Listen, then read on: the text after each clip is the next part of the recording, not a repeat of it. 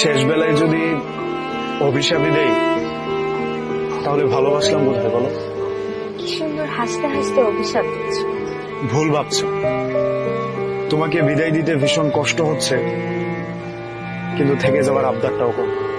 বিশ্বাস করো, সম্ভব হলে আমি থেকে যেতাম, কিন্তু আমার বাবা মার মনে আমি কষ্ট দিতে পারবো না।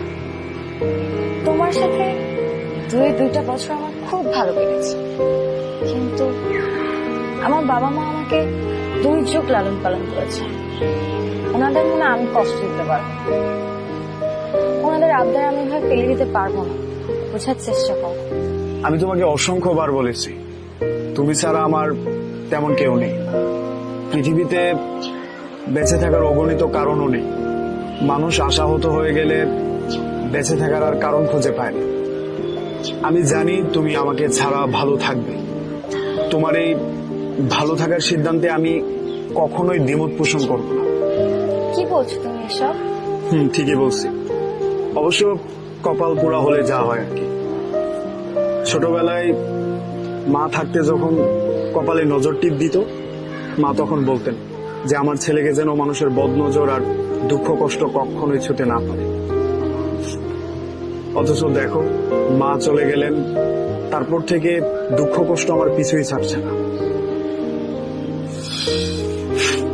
মা চলে গেলেন, বাবাও চলে গেলেন, তারপর পৃথিবীতে আমি সবচেয়ে বেশি তোমাকে ভালোবেসেছি। এখন তুমিও চলে যাচ্ছ। তুমি আমাকে ক্ষমা করে দাও। তুমি আমাকে ক্ষমা না করলে আমি সারা জীবনেও নিজেকে ক্ষমা করতে পারবো না। ক্ষমা করে দিতে পারতাম আমি তোমাকে, যদি তোমার বান্ধবীর সাথে আমার দেখা না হতো। মানে কি বলছো তুমি এসব? নেহার কথা বলছো? নেহার কথাই বলছি। শুভ ভাইয়া। আরে কি অবস্থা তোমার?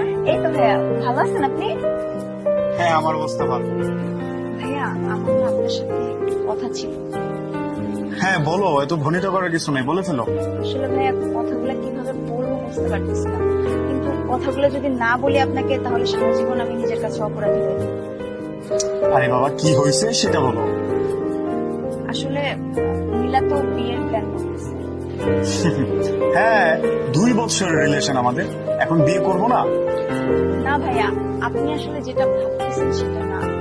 তাহলে কোনটা? ও আসলে ওর বেস্ট ফ্রেন্ড ছেলেকে বিয়ে করতে। কি যা তা বলতেছে এগুলো? তুমি ছোট বোন হিসেবে অনেক আদর করো, তার মানে এই না তুমি যা তা বলো? কি প্রমাণ আছে তোমার কাছে এগুলো নিয়ে? ভাইয়া, আমি জানতাম এই কথাটাই বলবে। আপনার মনে আছে আমরা মুভি দেখতে গেছিলাম ওই দিন? ও বলছিল ও আমার সাথে গেছে, হ্যাঁ, কিন্তু ওই দিন আমরা শুধু 2 জন যাই। ওই দিন আমাদের সাথে সুনীল ছিল। ওর বেস্ট ফ্রেন্ড।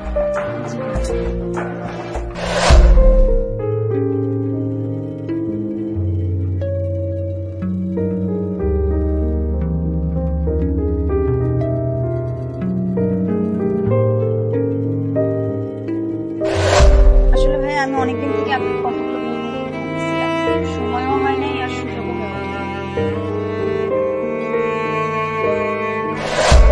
এখন আমাকে বলো, আমার সাথে হওয়া এত বড় অন্যায়ের ক্ষতিপূরণ তুমি কি দিয়ে দেবে? এসব মিথ্যে শুধু। আমি সত্যি তোমাকে অনেক ভালোবাসি, ওর কথা তুমি বিশ্বাস করো না। যাও, ওর কথা বিশ্বাস না করেই আমি তোমাকে বিদায় দিয়ে গেলাম। সৃষ্টিকর্তা যেন তোমার কপালে পৃথিবীর সব সুখ লিখে দেয়। আর হ্যাঁ, আমার সাথে হওয়া অন্যায়ের বিচারটাও যেন তিনি করে দেন।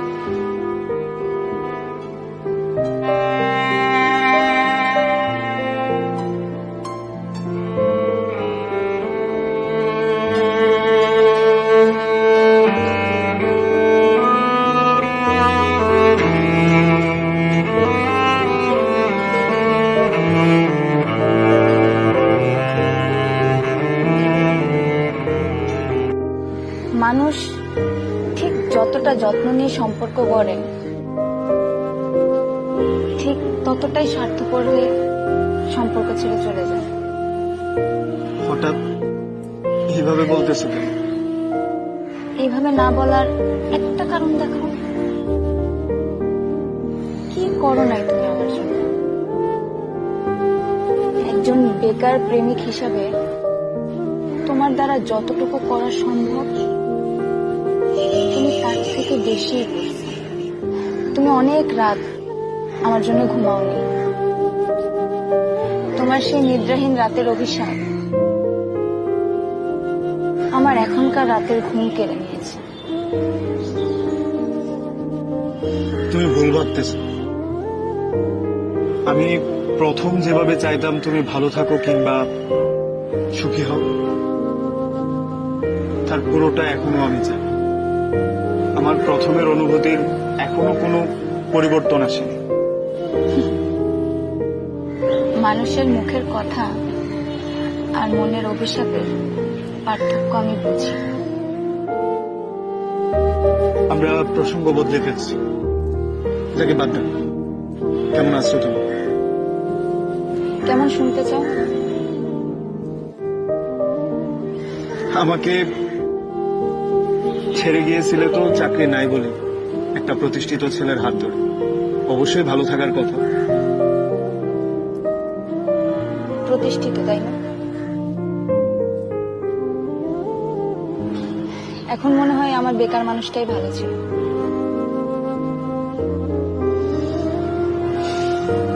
তিথি, তুমি বেশি বলছো। এখন আমাদের এভাবে ভাবারও সুযোগ নেই, এভাবে কোনো কিছু করারও সুযোগ নেই। ঠিকই বলেছ।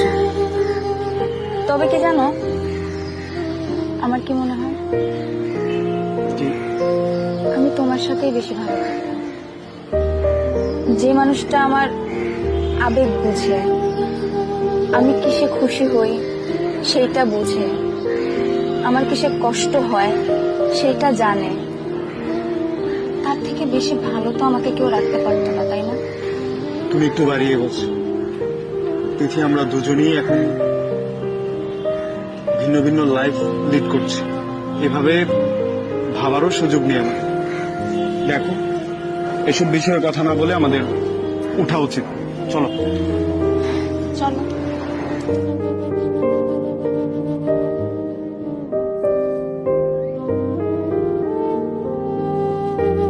তাহলে অফিসে কি প্রত্যেক দিনই যাবো?